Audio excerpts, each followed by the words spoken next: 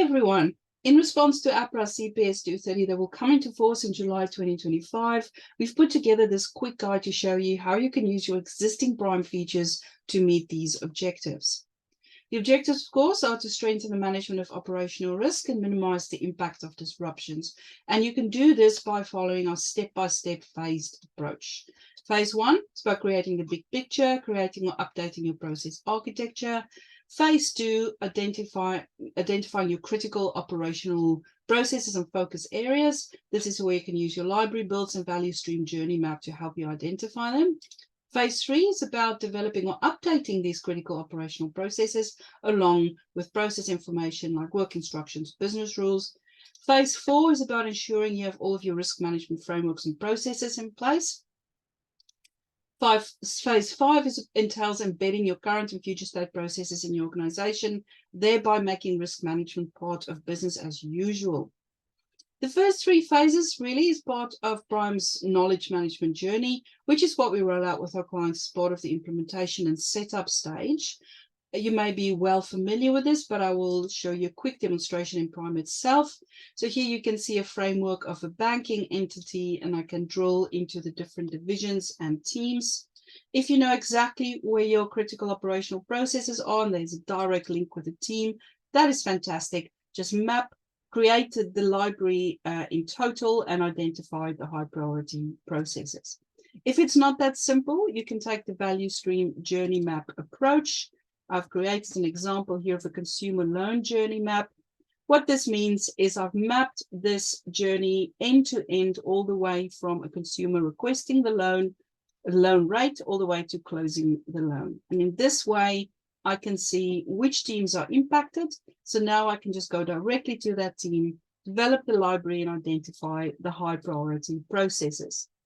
In the process map itself, I've captured the tasks against the swim lanes, all the additional information, but very important, I have captured some procedure information and also my risks and controls. So I know exactly where the risks and controls, risks are controlled in my process maps. So once you have this baseline in place, let's talk about your risk management program. In this phase, you need to accomplish 4 things. You need to integrate your operational risks. You need to conduct or update your business continuity plan to improve operational risk resilience. You need to develop or update your service provider risk management processes, and you need to develop or update your incident, audit, escalation, and reporting processes. So operational risk integration is about linking the risks in your risk register to your day-to-day processes and tasks. You must have clear visibility on exactly where your risks are controlled, by which tasks they are controlled and mitigated. And that's exactly what I was showing you earlier. Against this task, I know that there is potential of a very specific risk, and this is the control that I have in place to manage that risks.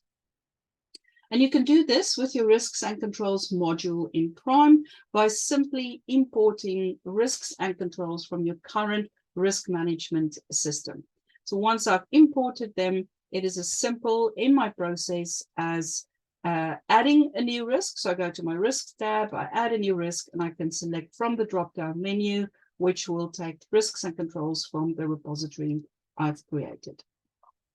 For the other risk management processes, I've actually created a separate framework in here called risk management with business continuity, service providers, audit, escalation, and reporting.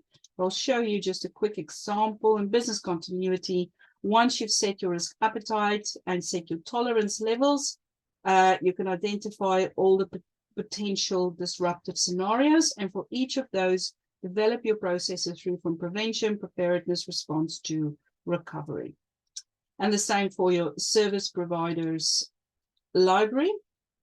For all of your 3rd and 4th party service providers, work your way through the milestones from evaluation through monitoring, incident management, all the way to offboarding. And underneath each of these milestones, you may have 1 or more unique processes.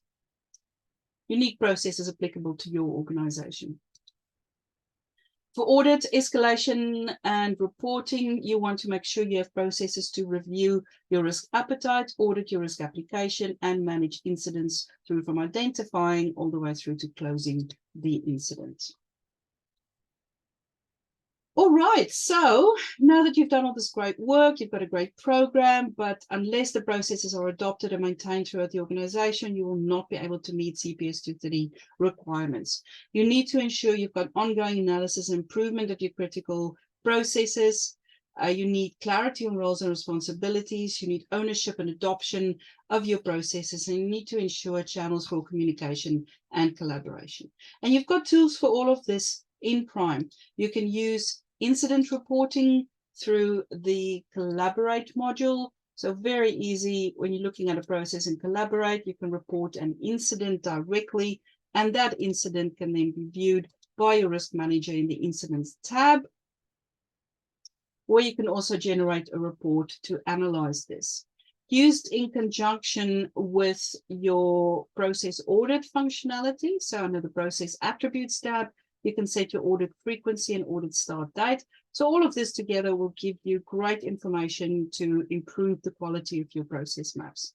The same for your business continuity and service provider processes. We can analyze the performance, run it through the Analyzer module, and constantly strive to improve the processes.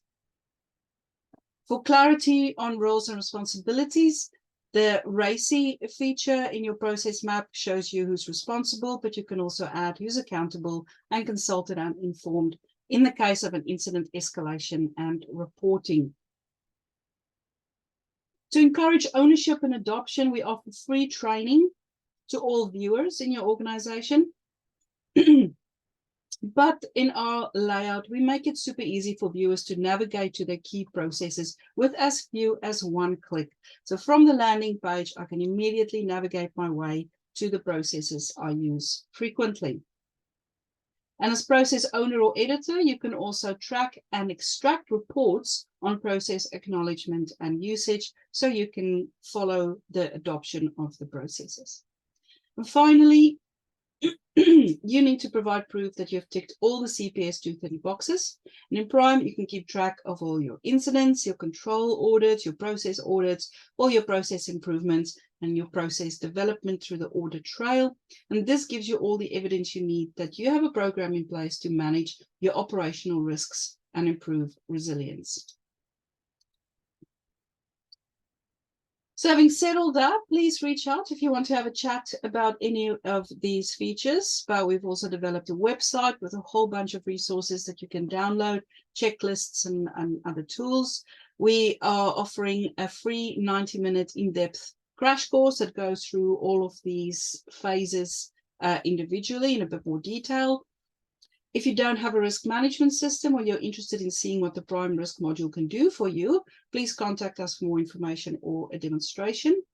And finally, we always strive to empower our clients to do this work themselves. But if the July 2025 deadline becomes too daunting, there are many services we can offer to help you get started or help you gain momentum. All right, that's a wrap. All the best for your CPS 230 implementation.